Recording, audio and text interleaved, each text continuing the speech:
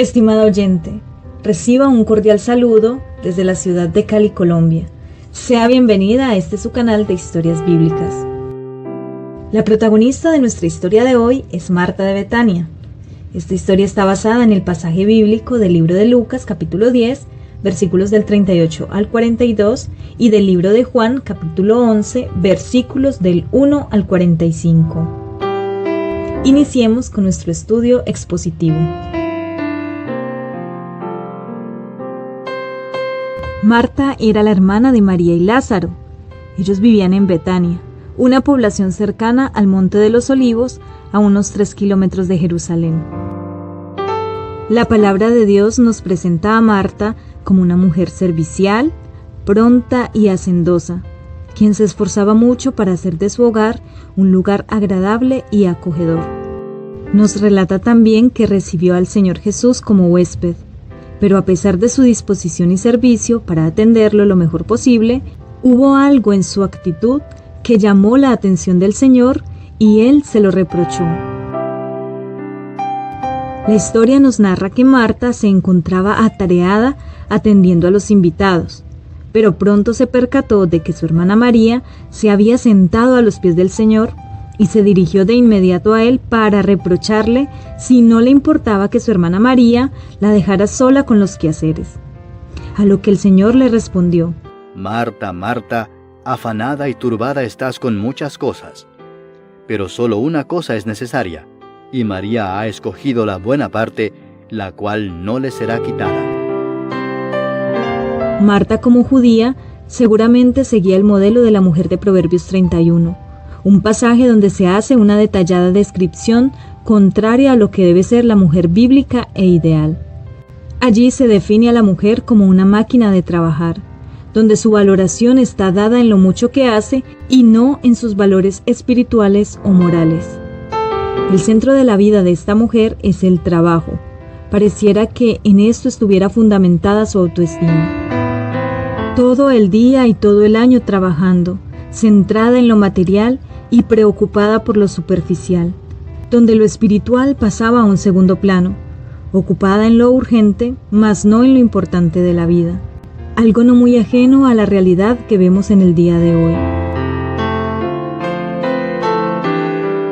Pero claramente el problema de Marta no eran los quehaceres en sí, sino las prioridades que ella tenía. Estaba tan sumergida en lo material, en lo externo, que perdió de vista lo primordial. Jesús no le reprochó su hospitalidad y su labor servicial, sino que reprochó su actitud, donde claramente le daba prioridad a los quehaceres. Jesús le recordó a Marta que estaba inquieta y turbada por muchas cosas que no eran importantes. Ella le estaba atribuyendo una importancia indebida e inadecuada a lo material. Tanto así que Marta no solo se molestó con María, sino que hasta le reprochó al mismo Señor por permitir que ella estuviera a sus pies y no le ayudara en los quehaceres. Cabe recordar que esta exhortación también la hizo el apóstol Pablo a los creyentes de Filipos, donde les dijo: por nada estéis afanados, pues yo he aprendido a contentarme cualquiera que sea mi situación. Filipenses capítulo 4, versículos del 6 al 11. Es cierto que hay muchas cosas que nos debe interesar en la vida, estimada mujer, porque tenemos deberes, responsabilidades en muchos ámbitos, y en la mira objetivos por cumplir. Pero por sobre todas esas cosas, lo esencial de la vida es darle la prioridad a lo importante, a lo que trasciende, a lo eterno, a lo que no perece, tal como lo hizo María, quien primero se interesó por el reino de Dios, por las cosas espirituales. Su prioridad fue el Señor Jesús, a quien privilegiadamente tenía en cuerpo presente. Por eso vemos a María como un claro ejemplo a seguir en esta maravillosa historia. María, como judía, había creído que Jesús era el Mesías que habría de venir, y había renunciado a su antigua vida pecaminosa, evidenciando así su genuina conversión. El Señor dijo que María había elegido la buena parte, y no le sería quitada. ¿Cuál fue esa buena parte que eligió María? Esa buena parte fue estar a los pies del Señor, escuchar su mensaje de salvación y obedecer sus mandatos. Para que una persona pueda estar cerca, a los pies del Señor, debe en primer lugar obedecer el mandamiento bíblico más importante: arrepiéntanse y crean en el Evangelio. Marcos capítulo 1, versículo 15.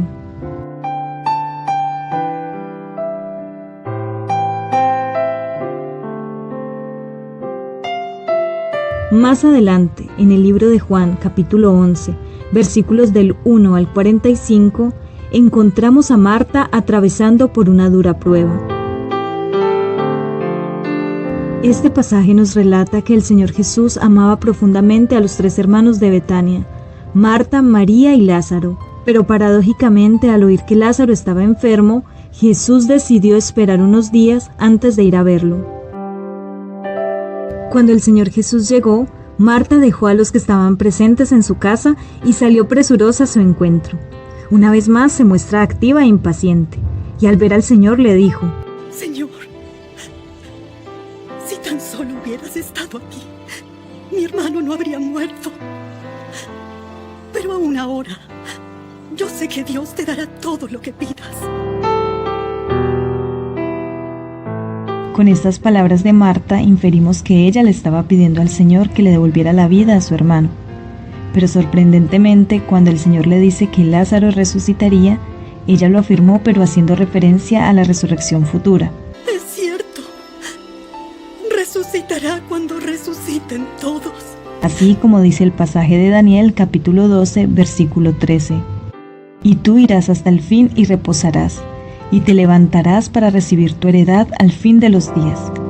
Es decir, ella en ese momento anhelaba que el Señor Jesús se hubiera hecho presente antes, evitando así la muerte de su hermano, pero no daba crédito a la posibilidad de que el Señor le devolviera la vida física, no por falta de fe, sino porque era evidente la inmadurez de su carácter.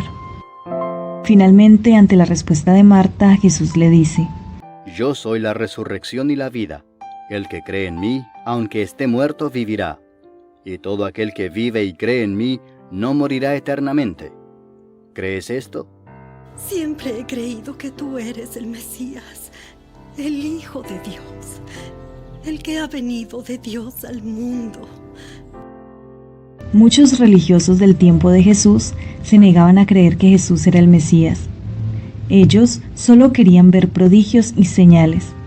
Pero Marta, a pesar de haber perdido a su hermano Lázaro y hasta dudar que el Señor podía devolverle la vida física, responde con certeza y con palabras contundentes. Y aunque es evidente que la fe de Marta estaba basada en la vista y en la experiencia, no deja de sorprendernos que en ese momento haya reconocido la autoridad del Señor. Sí, reconoció que el Señor era el Mesías prometido, que Él era la resurrección y la vida, pese a que su hermano había muerto, sin que Jesús lo hubiera impedido. Queda demostrado que Marta, como judía, había obedecido el mandato bíblico para salvación. En primera instancia, ella creyó y reconoció a Jesús como el Mesías. Y en segunda instancia, se hace evidente su arrepentimiento cuando recibe la exhortación que Jesús le hizo anteriormente, y no se queda en la desilusión de una expectativa insatisfecha. Hoy es un momento propicio, querida dama, para preguntarle: ¿tiene correctamente y bien definidas las prioridades en su vida? ¿Tiene clara la diferencia entre lo urgente y lo importante? ¿Es usted una Marta o una María?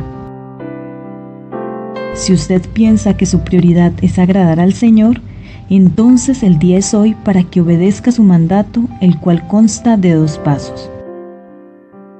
Primero, el arrepentimiento de sus pecados, es decir, reconozca uno a uno todos los pecados cometidos en su pasado y abandone los pecados que está cometiendo en el presente. Y segundo, crea en el Evangelio, lo cual implica: primero, razonarlo; segundo, agarrarlo, tomarlo, es decir, apropiarse o hacer suya la justicia que le cayó al Señor Jesús en la cruz por causa de sus injusticias, porque el Señor Jesús será su defensa y su justicia ante Dios, el juez del universo, en la eternidad. Tenga presente, estimada oyente, que a diferencia de Marta, la fe de un convertido genuino está basada en lo que no vio, es decir, el Calvario, y en lo que no verá, el reino de los cielos. Y por último, estimada oyente, mi invitación es para que usted organice su posición frente al Señor. Elija la mejor parte, lo importante de la vida, y obedezca el mandato bíblico. Conviértase hoy mismo por medio del Evangelio jurídico. Y recuerde que ante todas las responsabilidades que usted tiene, la prioridad siempre será solo una. Decida urgente y libremente salvar su alma de la condenación eterna. Y así hemos llegado al final de esta maravillosa historia. Recuerde que nuestro fin es sembrar la semilla del Evangelio para que germine y dé buen fruto. Hasta nuestra próxima historia bíblica.